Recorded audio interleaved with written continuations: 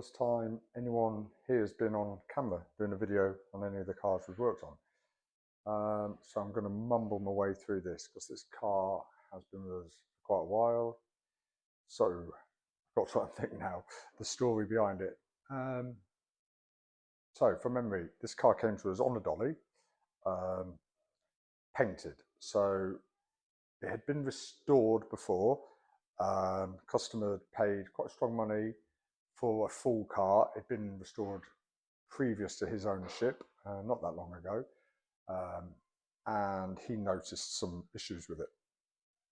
So it was taken elsewhere to be stripped, mechanically stripped, electrically stripped, all the interior out, running gear, everything. And like I said, came to us on this dolly.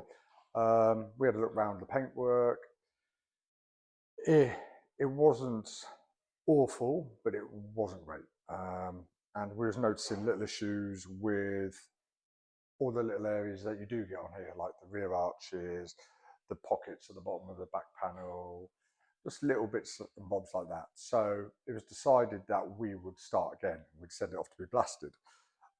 So off it went to the blasters, came back to us, and it was a lot worse than we thought. Turned out lots of filler all over all the panels, filler hiding a lot of holes, and internal wise, there was a lot of holes in the floor pans, round the rear arch turrets, inside the engine bay, and then obviously the other usual places, back panel,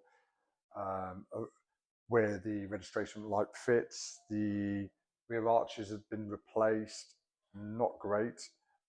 Inside the rear arches, patchwork done.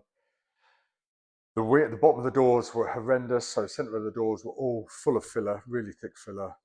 Bottom of the doors were gone. From memory, the wings, they weren't too bad. Front panel was just full of filler. So yeah, bit of a shock to see what I came back with. Sunroof cassette, holes around there.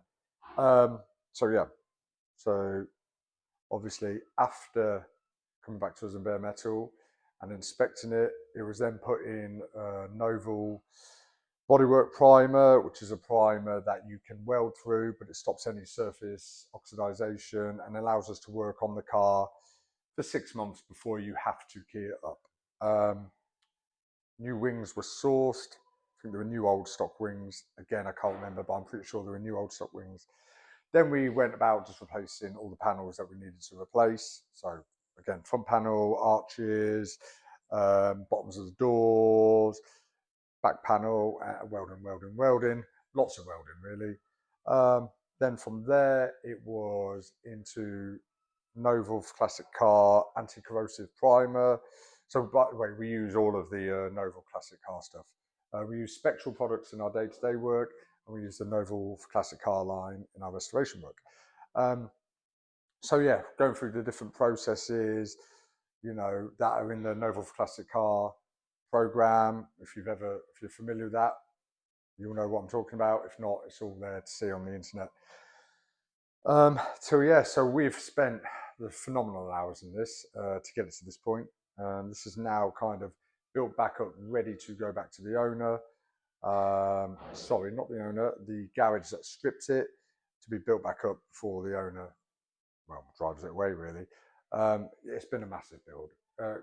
And kind of, this is a good example of a car that on the surface looked really, really good. Like I said, I believe the owner paid strong money for it as a driving car. It's a great example of why you cannot give a fixed quote for this sort of work. Because again, on the outside, it looks okay, not great, but okay. But once it was blasted, it was a full restoration needed. And again, so you cannot give a fixed quote on something like this, a fixed price, because it's just impossible. On these cars, we know these cars inside out, bodywork wise. Every single one I've seen has been different. I've never seen one the same as the next one. They all need various stages of welding. They've all had numerous repairs and paintwork done down the years, so you get panels full of filler, stuff like that. That all takes a lot of time to rectify. So yeah, what I'm going to do is at the end of this video, we will attach some pictures and a walk around video of the car as it is now. And yeah, that's it. That's the first video we have done with somebody standing in front of the camera. So I hope I wasn't too boring, but I did just mumble along there. So yeah, all good.